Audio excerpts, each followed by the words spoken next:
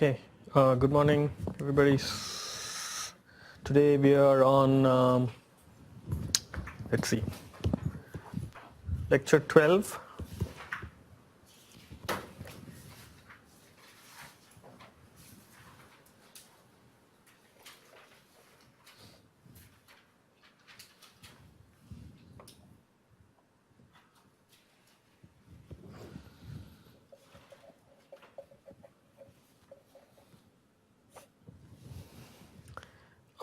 Any questions so far? I guess homework 1 is done, right? So was there any big issue? I know there was a lot of chatter on Piazza. Hopefully the problems got resolved. Any general questions now that you have completed homework 1? Okay, no? So what we are going to do today is we just have a couple of more slides to wrap up this topic that we're talking about, where having gained some understanding of boundary layer behavior, we started looking at how airfoils are designed, right? So we have one more subtopic there. And then we are going to what I'm going to call chapter 2, which is the use of the X-foil code for airfoil analysis. So in the last class, we left off at this place, turbulent recovery shapes. And we were talking about what is a good way what is a good velocity distribution to go from, say, this point, which is at the top of the, say, some sort of suction region, to the trailing edge, which is usually, the velocity is usually around 0.9. So what is a good way to do that? This is not like a hard and fast rule, but to answer this question, an aerodynamicist named Stratford in the UK, he found that recovery shapes that are concave in shape like this, like D, enable the pressure to recover. So this is, we are assuming it's going to be turbulent boundary layer by the time this starts. So the turbulent boundary layer will be able to recover the pressure all the way to the trailing edge without separating. But all along it will be on the verge of separation. So this is like a sort of limit to which you can push the boundary layer without, where you're just pushing it to separation but not crossing that limit. So again, this is an extreme limit, because if some conditions change, then the flow is going to separate. But this is something like a theoretical limit that you say, this is how much I can push the turbulent boundary layer without making it separate. And so it kind of gives a way to design airfoils that are pushed to the limit.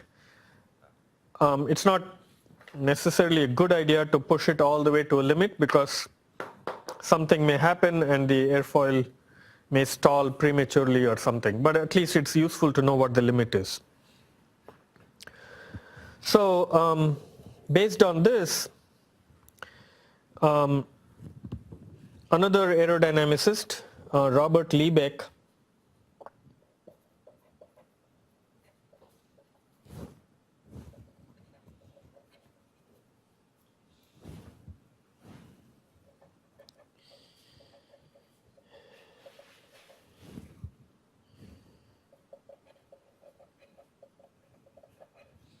so he came up with idealized high lift airfoils.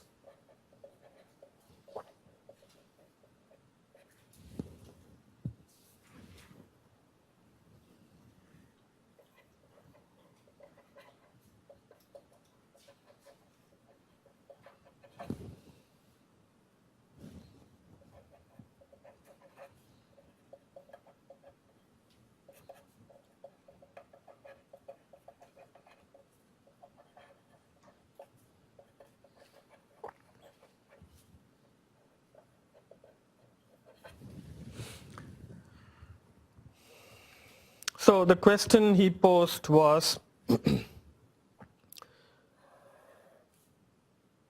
suppose you have to design an upper surface velocity distribution. So we're going to plot V over V infinity, focusing only on the upper surface. We know that the trailing edge velocity is usually around 0.9. So this is the airfoil x over c going from 0 to 1, and the trailing edge pressure recovery comes to this point, right? So now if you want to maximize the lift, how do you design the upper surface pressure distribution? And this is sort of an idealized question. This is actually the topic of Liebeck's PhD many years back, maybe 4 decades back or something. So he said, okay, I'm going to use a constant pressure recovery, constant velocity distribution on the upper surface to some point. So let's say something like this. And then from to some x over c. And then use a Stratford type recovery that recovers the pressure and brings it to the trailing edge.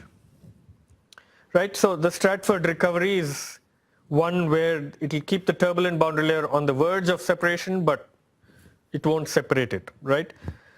So that's about the limit you can push it to. So with this general idea, he started exploring perturbations on this. So the question was, well, suppose obviously this area is a measure of the CL, right? So this area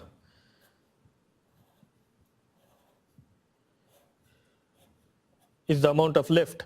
If we assume the lower surface, let's just avoid the lower surface altogether, but let's say it's somewhere here. If you just focus on the upper surface, this is how much area you have. So this area is a measure of CL. And here, this is CL max. So the maximum CL of the airfoil. So obviously if you want to increase this area, you can push this up, this rooftop. This is called a rooftop velocity.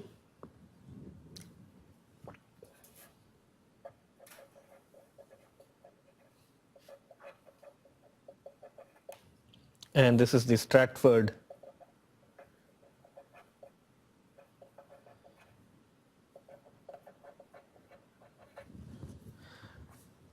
So if you can keep on increasing this, right? But so suppose you say, I'm going to increase the rooftop here to this value. The problem is if you go to the same x over c, the boundary layer will separate, because the Stratford recovery can, if you use a Stratford recovery from the trailing edge, you'll probably get something like this. If you use a Stratford recovery to this level, this is what you'll get, right? So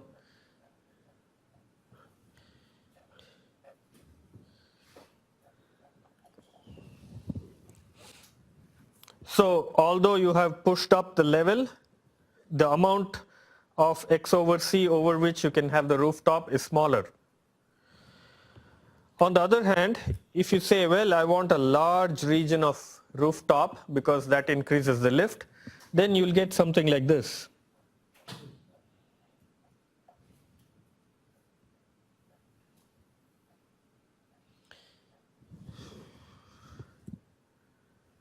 So these are perturbations of the, let's say, this pressure distribution.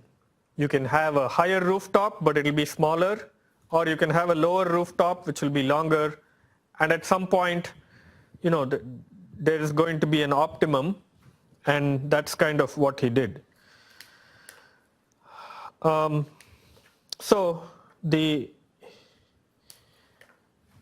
airfoil that ended up from this exercise looked something like this.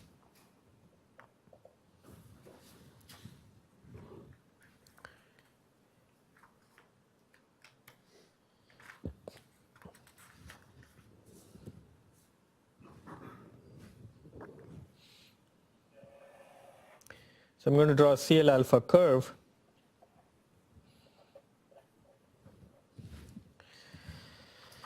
And so the quest was how can an airfoil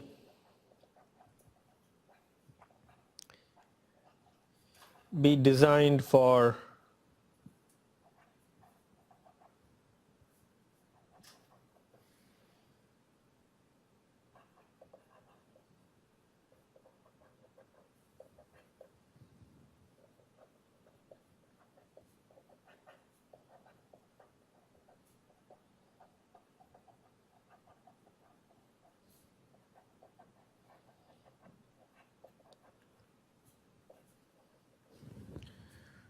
So this was an idealized exercise, right? How do you push an airfoil all the way to get a lot of CL max, even if that airfoil is going to be really bad at other conditions? So this is like going all out for maximum lift.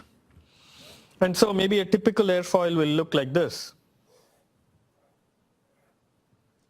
So alpha 0 lift may be -3 degrees. This may be stall angle maybe 12 to 15 degrees. CL max may be something like 1.4. And so the airfoils that Liebeck designed are really pushing the limit, and so they are like very high camber airfoils that look something like this. I'm just drawing a sketch. You can look at his papers if you want. And so these are like really curved banana-shaped airfoils with Stratford pressure recovery in the aft part.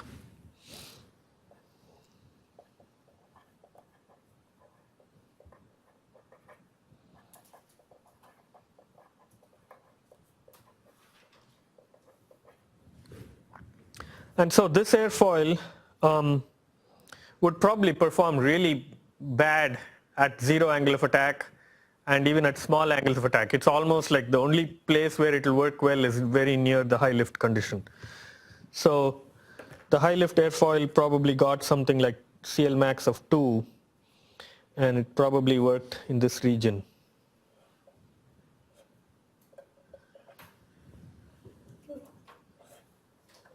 So this is the high lift airfoil.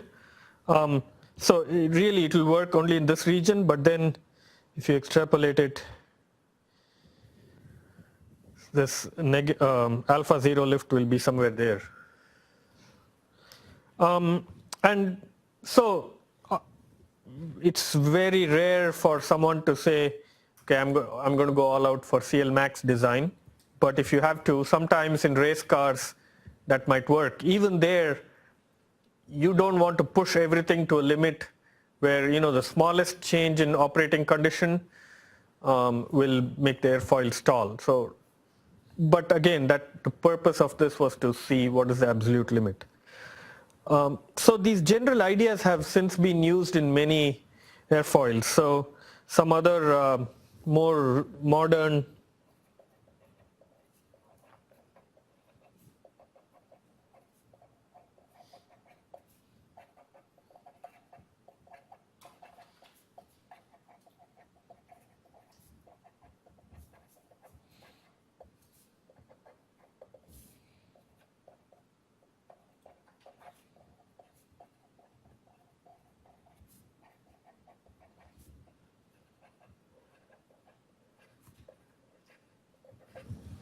So Michael Selig is another well-known airfoil designer, and using some ideas from the Stratford recovery and lots of other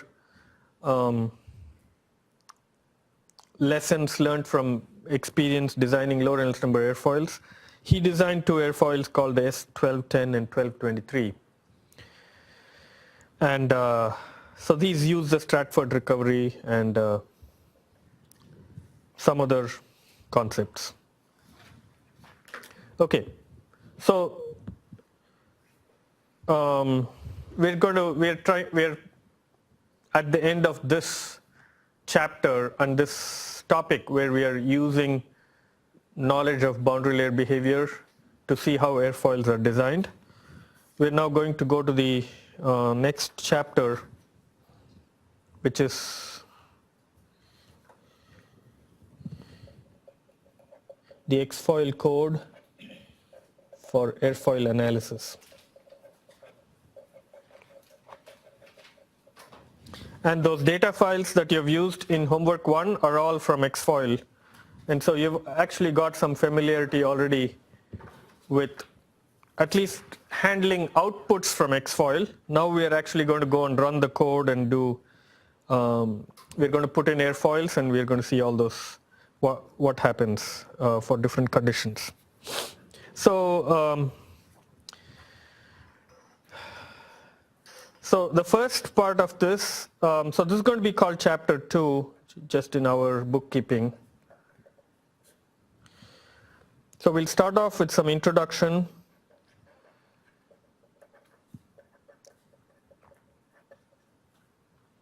And the theory behind X-foil very briefly.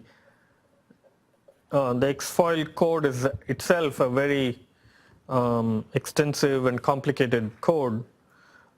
It's been written in Fortran. I think it was, the first versions were probably written in 1990s or 80s, early 90s. But it's really so powerful that X-foil is being used pretty much all over the world for airfoil. If you want to do airfoil analysis for single element airfoils, X-foil is the go-to tool almost anywhere in the world today, because it's open source and it's available for anybody to download. So this has been written by Professor Mark Drella, who has done really lots of work on codes like this as well as airfoil design. So it's a design and analysis code.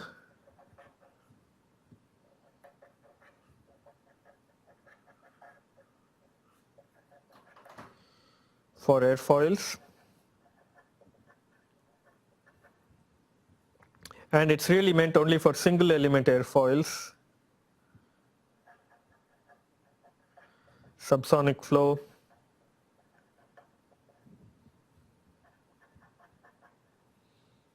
And so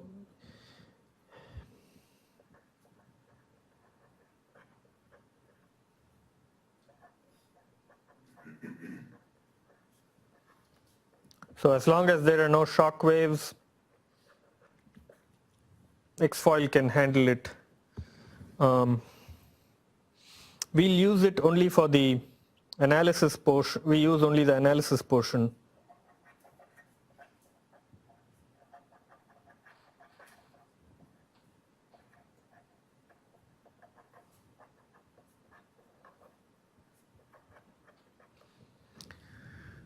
So for airfoil design, we'll use another tool called Profoil. The really neat thing about X-foil is it can do viscous calculations. It can calculate boundary layers, but that itself, other codes could do it. But what it really became useful and the standard worldwide standard tool is because it's effective for handling transitional flows.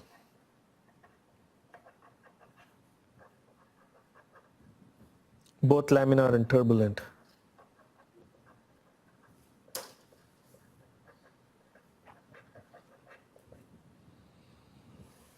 And it's also suitable for low Reynolds number airfoils with laminar separation bubbles. There's really, I think there are very few codes that can handle laminar separation bubbles and run so fast. The biggest thing with this is it's going to run in a minute for a whole bunch of angles of attack. So although there are a lot of modern CFD tools, Navier-Stokes codes, and if you want really good transitional flows and stuff like that, you could go to LES or something like that. But those, for every angle of attack, you're talking about many minutes at least. Whereas this, in 1 minute, it will do a whole polar. And it has got good comparison over the years. People have been using it. So good comparison with experimental results.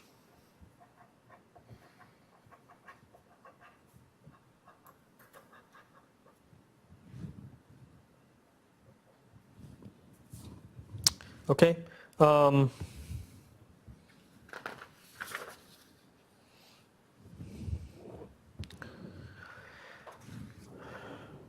The one place where X-foil has some discrepancy compared to experiments is in CL max estimation. So in my experience,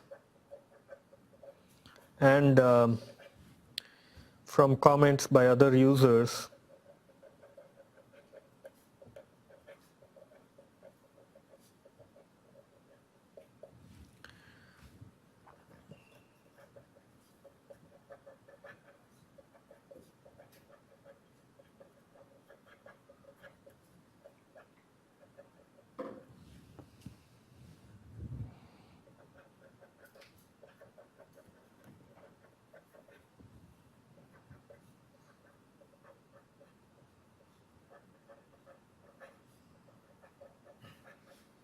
so when you compare it to wind tunnel results, X-foil tends to overpredict CL max. Some of this may have actually been improved because Professor Drella is maintaining the code and making updates.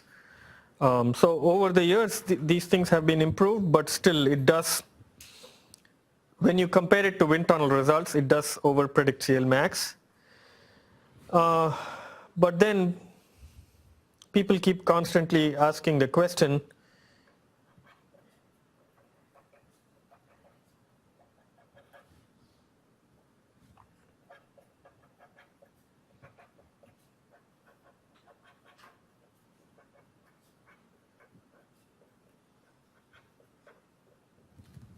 we don't know if wind tunnel results are the correct answer, right? Just because it's experiment doesn't mean everything is correct. For example, one reason why wind tunnels have problems, especially at CL max. CL max is a very difficult problem. It's like that. Drag estimation is a really difficult problem. Not just in prediction methods like X-foil, but also in the wind tunnel. So if you have an airfoil that goes from wall to wall in a wind tunnel, so this is the wall. At CL max, when you're going towards stall, even before the airfoil stalls, there's going to be premature separation along the wall. Because you have boundary layer that is growing along the wall, and you have boundary layer that's growing on the airfoil, and the airfoil boundary layer is starting to get close to separation, right? So as you increase angle of attack, even though you may not have reached CL max, it's getting close to separation. But then on top of that, when it interacts with the boundary layer that's growing along the wall, this place may prematurely separate, and that's going to change the results. So there's a lot of discussion, and this is going on for, decades. How do you measure CLmax correctly in wind tunnel experiments. There's really, I mean, people have been talking about this forever. I don't know if there's any consensus. They've tried all kinds of things. So in some experiments, they actually perforate the wall and apply suction on the other side of the wall. So they suck the boundary layer off the wall. And you get a different CLmax, of course, right? So that's going to affect this. So the more the suction, the more it will affect the CLmax. So then your question becomes, well, what is the correct amount of suction to apply? So these are all difficult questions. So the point here is, we don't know if wind tunnel results are necessarily the truth. If you go and measure CLmax of a particular airfoil, even of a particular model in different wind tunnels, you're going to get different answers. So there are people who say that maybe X-foil is not over-predicting. It's over-predicting in comparison to some wind tunnel tests, but who knows what is the correct answer. Okay.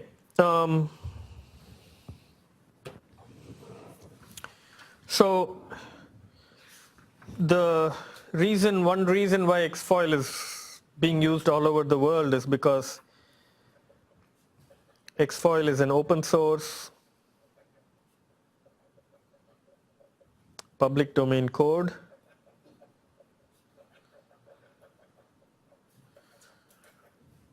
There is actually a fairly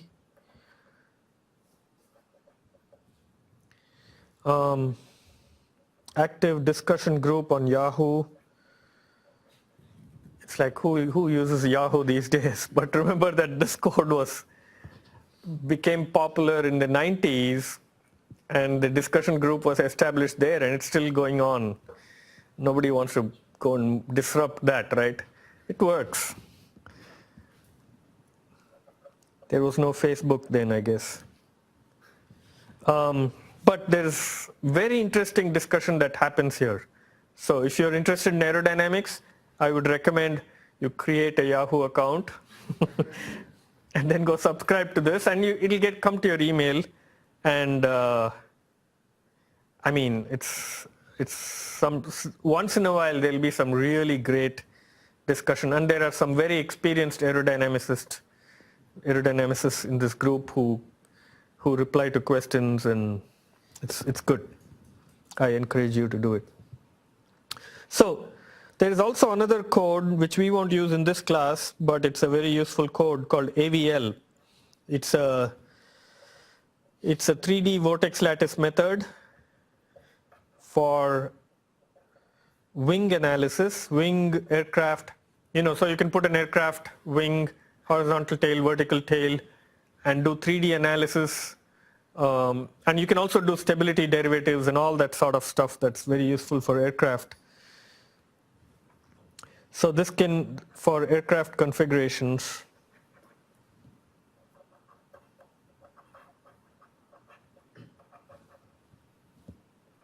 and this code was also written by Drella along with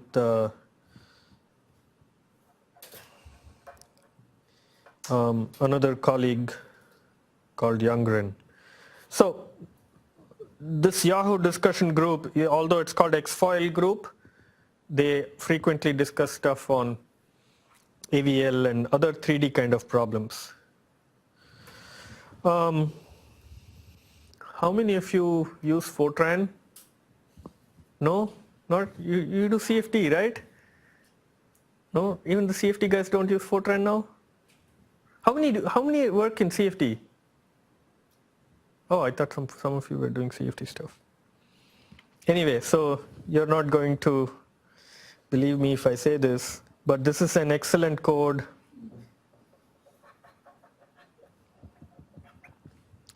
to study programming techniques.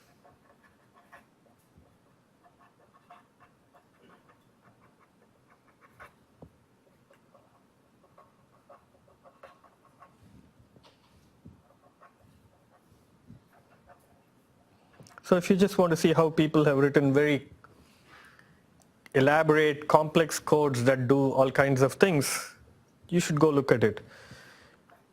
except that this is in Fortran 77, which is still, I mean, you can't beat Fortran for computing speed.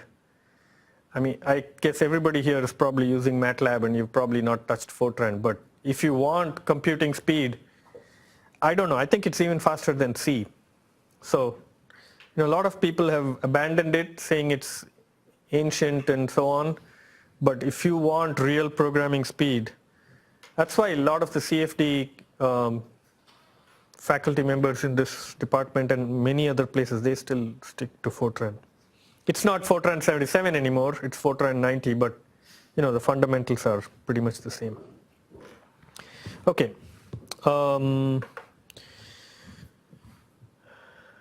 So let's talk a little bit about the theory. Okay, so before I do that, let's add one more thing. Xfoil code, executable, and documentation.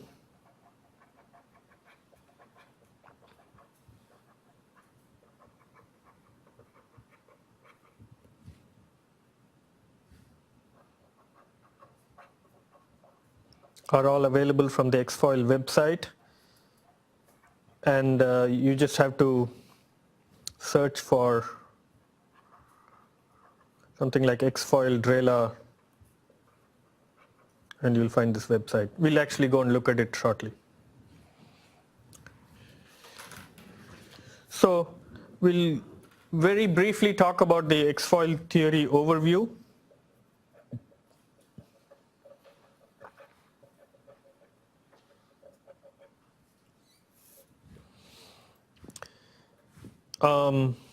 More details are in the Xfoil documentation.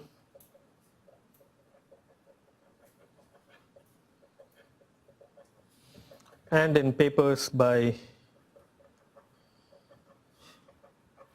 Drela.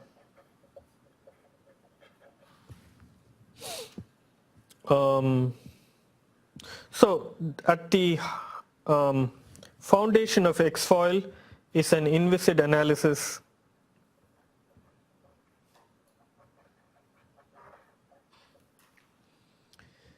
method. Inviscid analysis method, which is done by a panel method. So this is done using a panel method. So what is done is the airfoil is divided into many panels, very similar to what you have seen in homework 1. So the airfoil, I'm just going to draw a sparse number of panels for illustration, but usually you use something like 200 panels, right? So you break up the airfoil into panels, and over each panel, a linear distribution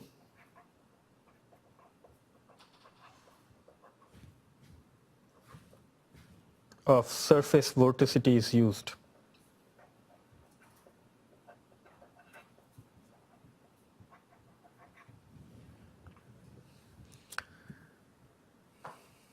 So the surface vorticity is a very traditional way of distributing singularities along a closed body. It somewhat simulates the boundary layer, right? But this is inviscid flow, so it's almost like the boundary layer has been squished into an infinitesimally small, infinitesimally thin layer, and it's stuck to the surface. So all of what the boundary layer does is actually squished into this surface. And that's what a linear distribution of surface vorticity does. And we'll talk more about vorticity when we do thin airfoil theory in the next chapter, which will be in like 3 lectures or something. Once we do that, I think you'll get a better understanding of what goes on. So if you take a panel like this, there is vorticity along the surface, and this vorticity distribution may look like this. So this is the linear vorticity distribution. So this is gamma as a function of S. S is the arc length. So this is the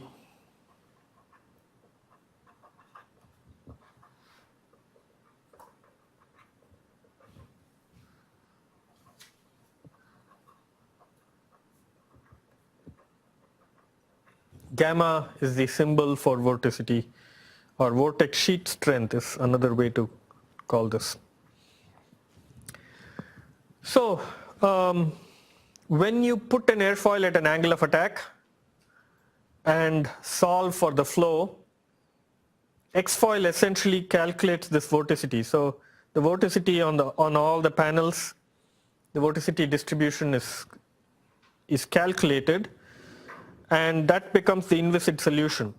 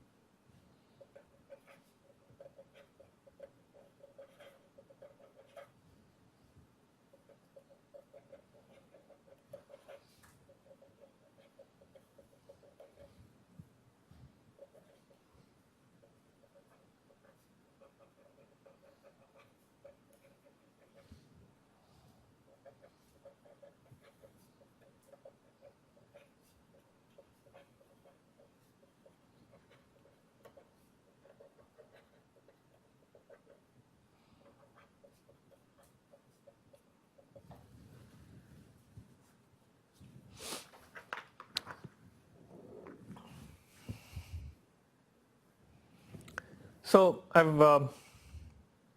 we haven't talked about these things too much, but we will be when we do thin airfoil theory. So when you want to solve the flow around a body like this, right, the boundary condition is that everywhere the flow should be going tangential to the surface. Because it's a solid body, right? The flow cannot be going through the body, it can only be going along the body. So that becomes the boundary condition. We'll use something very similar in thin airfoil theory. In addition, you also have a sharp trailing edge, and so there's a condition called the kata condition, which states that when you have a sharp trailing edge, the flow should leave smoothly off the trailing edge. So in essence, you're solving for the flow like this at some angle of attack, and the boundary conditions are that the flow is tangential to the surface everywhere, which means the normal component is 0. These are all the boundary conditions on all the panels, and there is a kata condition at the trailing edge which says flow leaves the sharp trailing edge smoothly.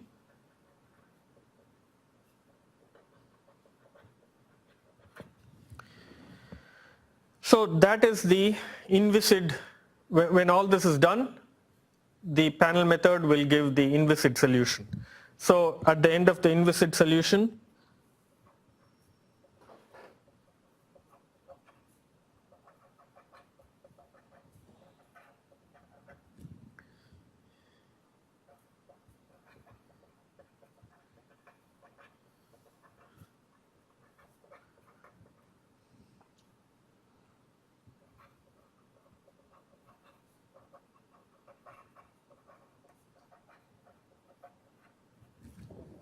so it gives the inviscid CP distribution.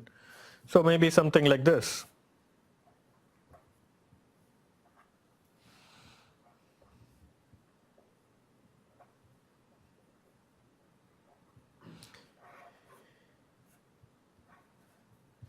So you may get some inviscid CP distribution, just like what you had in homework 1. So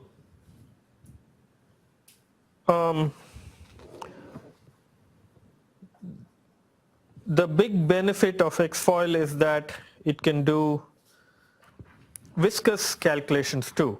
Just inviscid calculation is not really all that difficult. There were lots of codes before that could do it. But on top of that, it can do viscous analysis.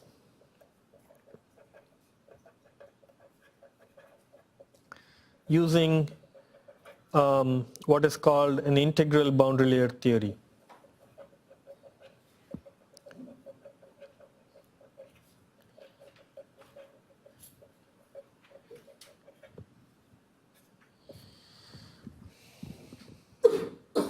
So the way this works is using the inviscid CP distribution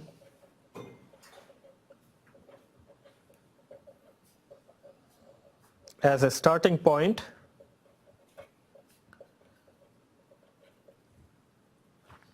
boundary layer properties are calculated.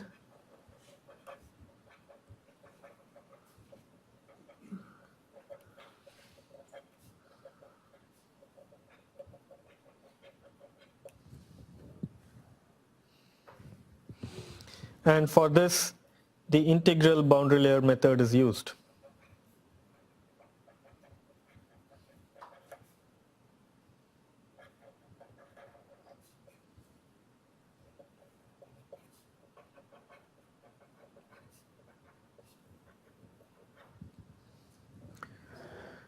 Has anybody studied integral boundary layer method in any course? Has anybody done a boundary layer theory course? You have? On the undergrad one, do you do integral boundary layers in that? Okay. It's basically a way of integrating the boundary layer equations so that you calculate the boundary layer as you go from leading edge to trailing edge.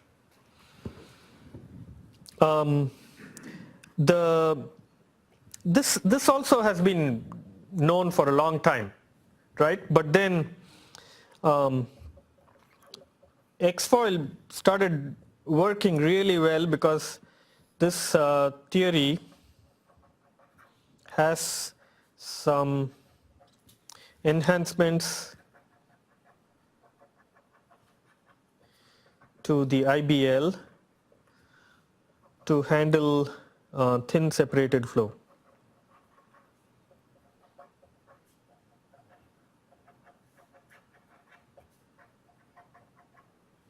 So it can't handle massive separation,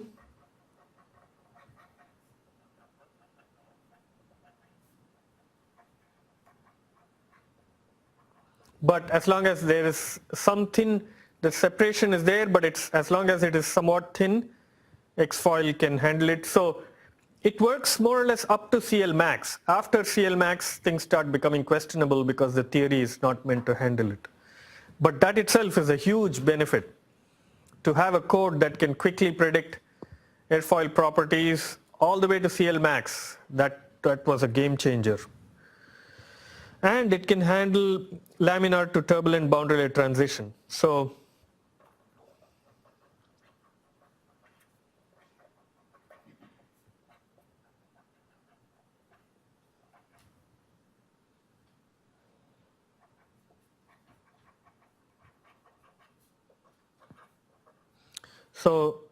it uses a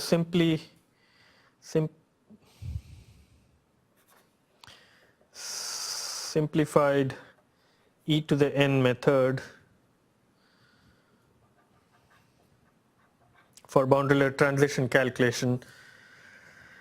And this is basically a method that tracks the growth in amplitude of waves of different frequencies.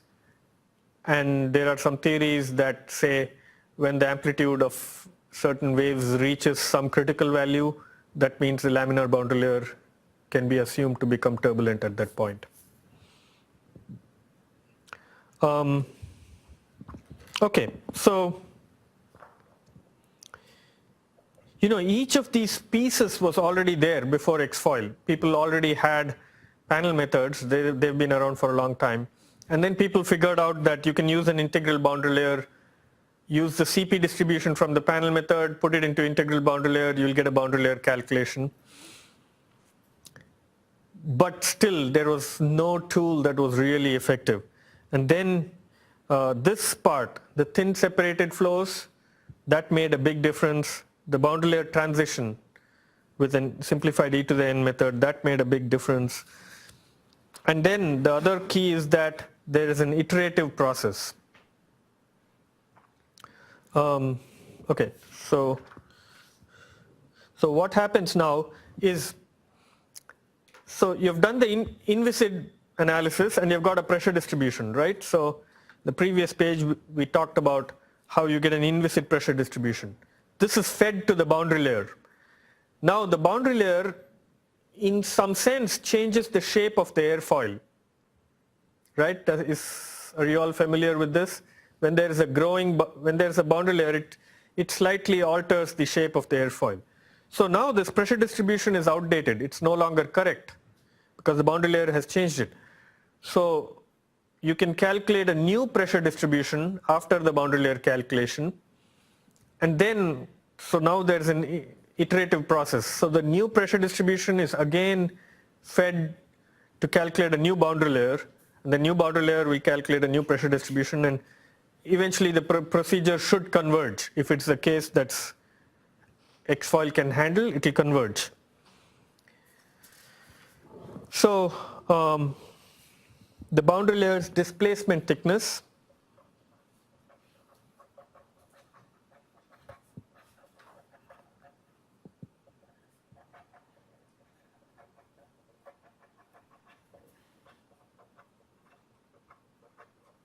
which is referred to as delta star.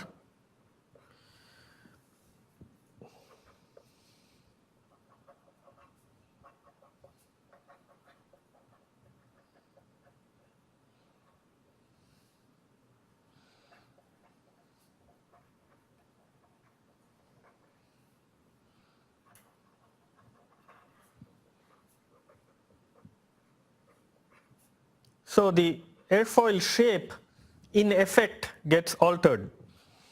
So let's say you have an airfoil like this. I'm going to draw a boundary layer. This is exaggerated, but it's probably going to be something like this. And then there will be a wake.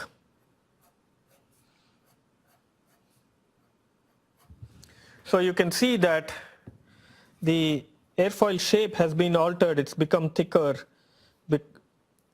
Not the correct geometric shape, but in essence, it behaves as if it's a thicker airfoil now because of the boundary layer.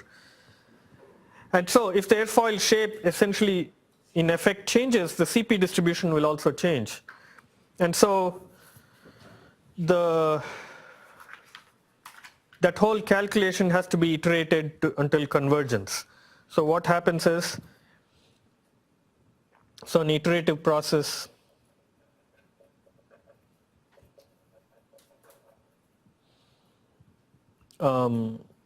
couples the inviscid and viscous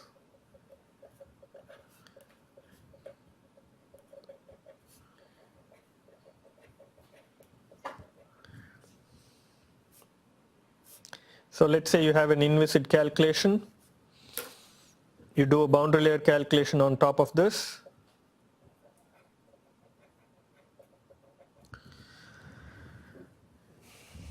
And as a result, you'll get this new airfoil shape, new effective airfoil shape, in which the surface has moved out by the boundary layer displacement thickness. So this thickness is delta star. Okay, so now you do a new inviscid calculation on the new shape.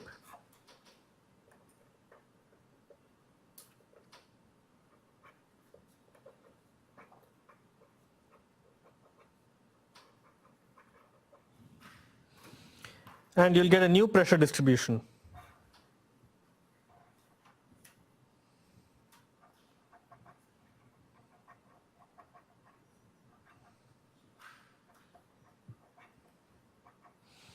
And now you do a new boundary layer calculation and you'll get something along that looks similar to that, but it'll be a new set of values. Right, so it'll be something like this. And you keep iterating until convergence. So this is really a boundary layer calculation update.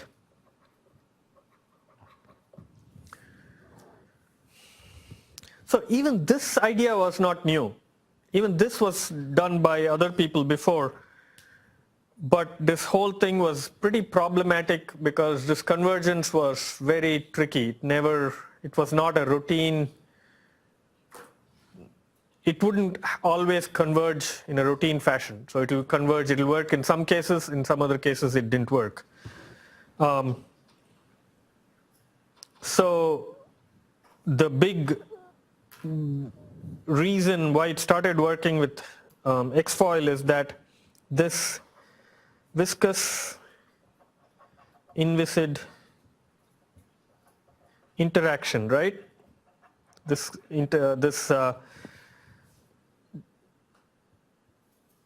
iteration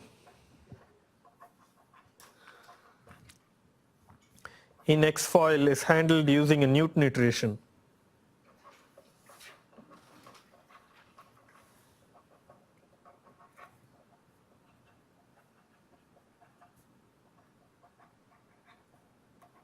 That's the reason it started to work.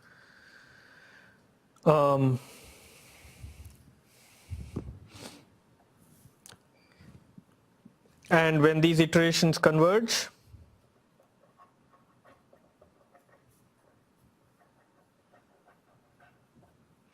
the viscous solution is obtained.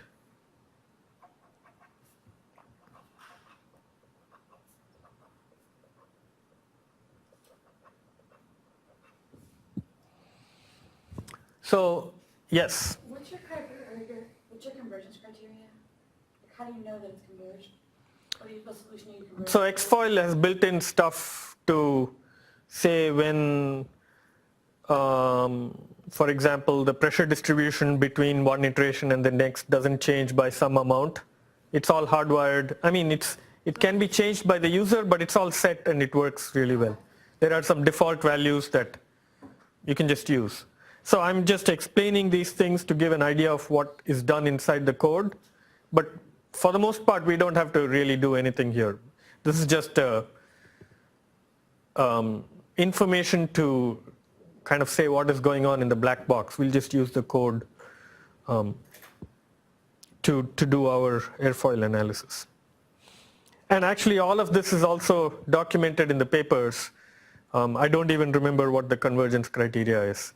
It's basically aerodynamic properties have to not change by more than some tolerance between iterations. So plenty of more useful information is on the website.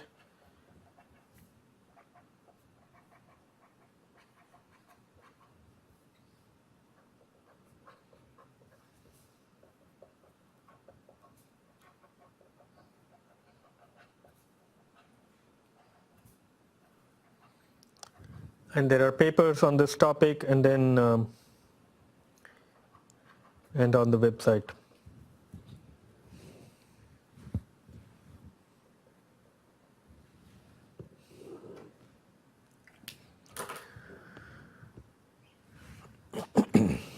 Okay, so that was just an overview.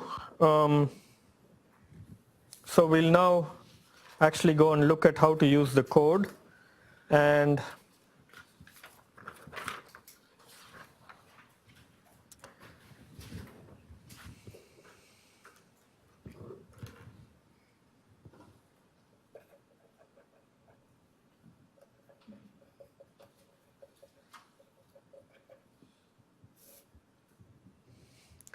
so I really recommend that you take some time to set up the code properly on your laptop or PC or whatever.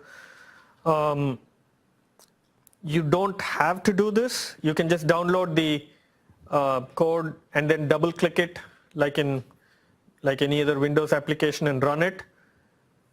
But taking a few minutes to set it up properly will help you because we're going to use this a lot in the course. So just don't throw it in some random directory and double click it and use it with files in all cluttered places. After some time you'll find that to be a sort of detriment to getting work done. So we'll talk a little bit about setting up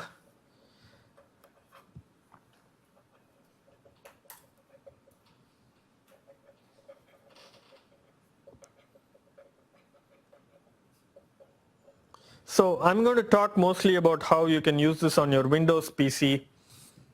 I think there is an Xfoil version available for the Mac, and it can run in Linux and Unix kind of systems, of course. It's really that's where it was all designed for. It was designed for those platforms. So if you use Linux, I think chances are you probably have enough knowledge to go and download it and compile it and do all that stuff. But I'm assuming almost everybody is going to use Windows, or maybe a few of you will use a Mac. One of my students, Maria Aleman, she actually went to a lot of trouble to get this working on her Mac, and she's put some instructions, and I'll put that up for you. But what I'm going to explain is for the Windows PC, any other platform, I think with some online searching, you'll be able to figure out how to use it. So we'll talk a little bit about setting up the Xfoil code. We'll talk about how you can load an airfoil geometry.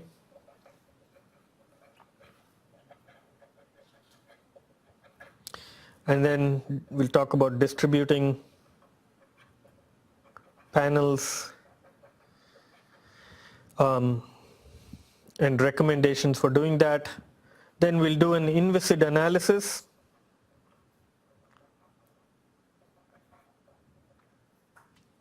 How do you do a single angle of attack or a sequence of angles of attack? Then we'll do a viscous analysis.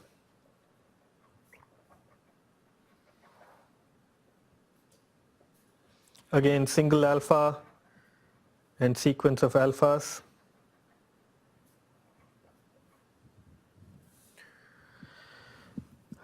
Then we'll talk about creating polar files.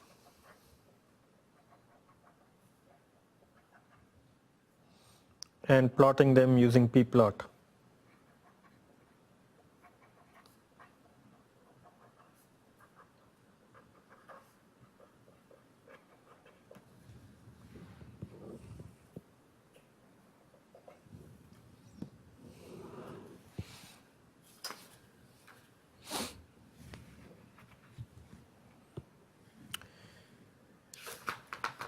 Okay.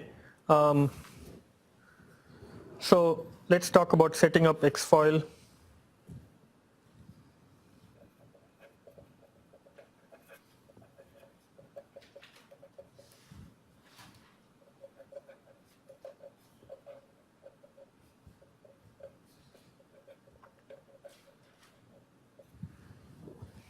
And this is just my style and recommendation based on my experience. There are other ways to do it. There are probably other better ways to do it as well, but this is kind of what I do. And over the years, this has worked really well for me.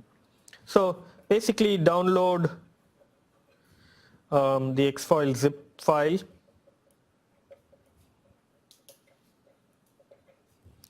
From the website, from the Xfoil website.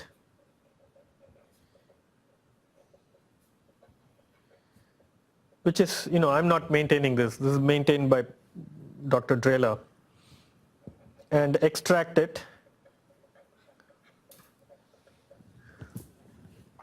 So when you do that, it will probably extract it inside your downloads. So this will probably go to your downloads folder.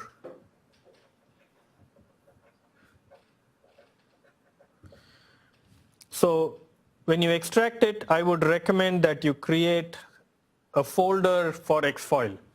And normally I would put this in documents, /Xfoil. I'll create a folder called Xfoil inside documents. You can put it wherever you like. Maybe you have a folder for all the codes or something like that. You can put it in that. But some folder, make a folder for Xfoil, and inside that, I just downloaded Xfoil on this PC now, and inside that you will have an thing called an executable called xfoil.exe. There are some helper codes. One is called pplot and another is called pxplot. These are all executables. Basically, if you double click them, they'll work, but the way I'm going to recommend doing is don't double click, instead run it from the command line. And I think it'll also create a folder called source or something like that, where the source code will get downloaded. We won't use the source code, but it's just a good thing to look at if you're interested. Okay, so this is where you put Xfoil, all the executables, right? But then all of the airfoils that you analyze, I would recommend putting them in a different place, not in this. So, for example, suppose in project 1, in project 1 you'll be analyzing many airfoils. It'll depend on each of you how many airfoils you do, but it could be something like 10 to 20 airfoils. So you'll change the shape of the airfoil, run it again, see what happens, then you'll change it again and do something else, make some modification. There's a lot of iterative design process that you'll do in projects 1 and 2. So you want to keep them all organized. So let's say you start with one airfoil and go through some thickness change and you get some answer and it's improved. Now you go and make some other change, maybe the how the thickness is distributed, you make some other change. And then you say, well, now it's become worse. I want to go back to wherever I was 5 iterations back. So very soon you're having all this big collection of airfoils and results for them, and you want to have it organized because you can't retrace something you did by hand, for example. So that's why I'm recommending keeping separate folders for all these things. So this could be, for example, maybe you'll have a folder called airfoil theory or something in which you're putting all the stuff from this course, but I would recommend creating a directory for each project or a homework or something, right? So create stuff like this, project 1, project 2, and in which you will have, you should probably have some kind of bookkeeping. Maybe you'll call your airfoils like airfoil 1, 2, 3, 4, and you might come to airfoil 25. This is very much within the realm of possibility that you'll be going to at least 25 airfoils. It's very easy to do that. So you might go to 25 airfoils and then you say, well, it's not improving. I want to go back to airfoil 19, right? That means you should have saved that, otherwise it will be gone. So then you do that. So this will be, for example, the coordinate file. This is going to be the x coordinate and y coordinate of the airfoil. That's what this file will have. To run, so now if you want to run Xfoil with this airfoil, you will go to the command prompt, which will be, it's like the command window. It used to be called the DOS window long back, but you will probably say something like c:users, and in my case it will be my username. You'll have to do all this every time you want to run Xfoil.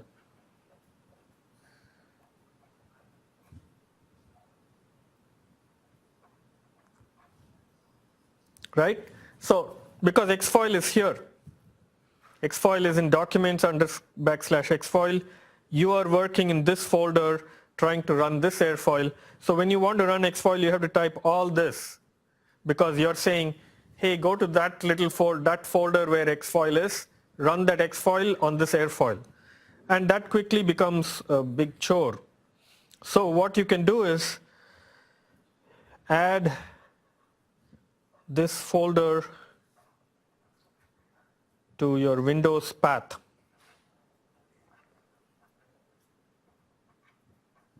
And you can do that by going to, and the instructions I know work for Windows 7. I think that's my laptop operating system and even my office one. I haven't gone to Windows 10. I think it's very similar. So it's something like go to System, and from there you go to some environment, and then you go to Edit Path, something like that. If you do that, you can actually go and say, put this folder, put this C:users blah blah blah xfoil into the edit path. When you do that, you can go to any place, any folder, and if you type xfoil, it'll know that it has to go and run the xfoil from here. Okay, so these are just some setup things that if you do all this, it's helpful. I mean, you don't have to do any of this. You can always put, suppose you have folders like this, you can always copy the xfoil and put it in here, but you're just cluttering up the system by putting an xfoil in every folder or something like that. I mean, there are many ways to do this.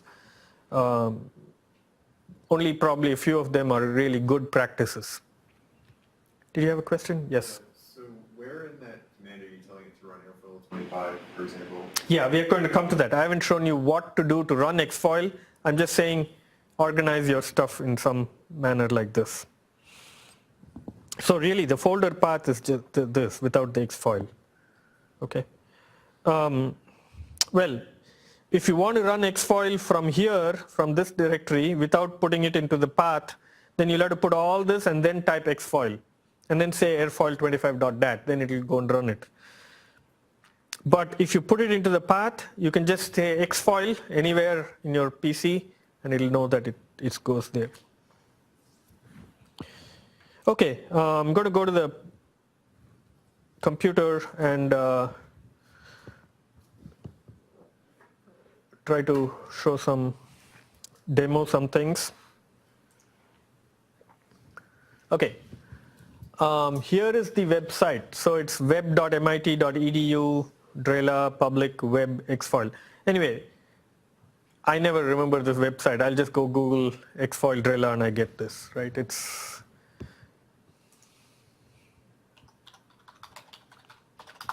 So if you Google xfoil Drela right away, the first link is this. So this is the website. It gives an overview of the code. It gives the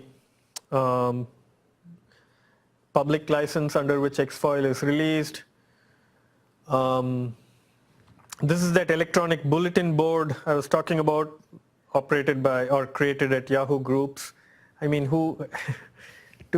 have you all heard of electronic bulletin boards? But those days, that was the way people worked in groups. And the software is available here. The version I'm downloading is version 6.99 for Windows. And earlier versions are there. That's for people who have done work 10 years back on some airfoil and they want to go and repeat those results or something. And then there are a lot of documents. There's the user guide, which I will need you to look at and read and refer to. The data flow and sessions, and these are all kind of extra things, some of which we'll actually talk about. And then there's all the revisions to the page. Okay, so I downloaded everything because I don't have admin access on this classroom computer, I'm actually not going to do all the things I recommended because I just can't go and edit the path here. But in my downloads folder on this classroom computer, I created a folder called xfoil, which I hope will not get erased this semester, because this is a common computer, right? So in which I've got these three executables. I mean, I guess in Windows now it's called application, but if you go to properties, for example, this is probably xfoil.exe. Yeah, it's a .exe file, which is an application. The way most people are now using computers, and many of you are probably in this generation, is I don't know, do you ever generate an exe file for anything? You have, some of you, anybody has written code in Fortran? I mean, you guys don't know what that is then. Okay, doesn't matter. So these are exe files.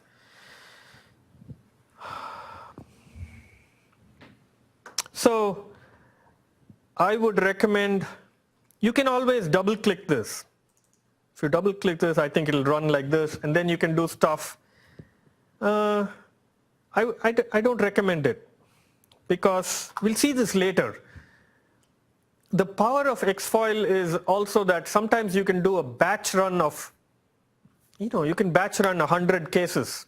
You can take, for example, 5 different airfoils and run each one for, 5 angles of attack, and each one you can have a flap deflection of three flap angles or something. Quickly now it's like you have 100 cases you have to run. If you have a huge amount of time at your disposal, then you can run each one by hand, and you're going to have to keep track of them. But that's not the smart way to do it. The smart way is to write a batch file, string them all together, and even the batch file, you can automate the creation of the batch file. You automate it, and then you go home or go for coffee and come back, and everything will be done. That sort of thing you can't do by double clicking xfoil. You'll just be wasting time. So the way to do that is to use command windows, or you can use MATLAB to automate it. But if you go here to the search button and say CMD, it'll give you command prompt, right? So this is how I recommend you do xfoil. And then you go to, if you want to go to the correct directory, you go and say downloads /xfoil, and you can use tab to autocomplete.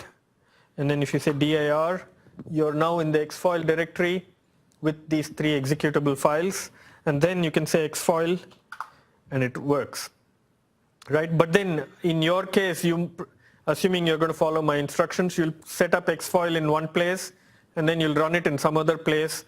But because you have set up the path, you can just type xfoil wherever you are and it'll still work. So we'll continue from here in the next class. And we'll actually go and run xfoil for many cases. Thanks.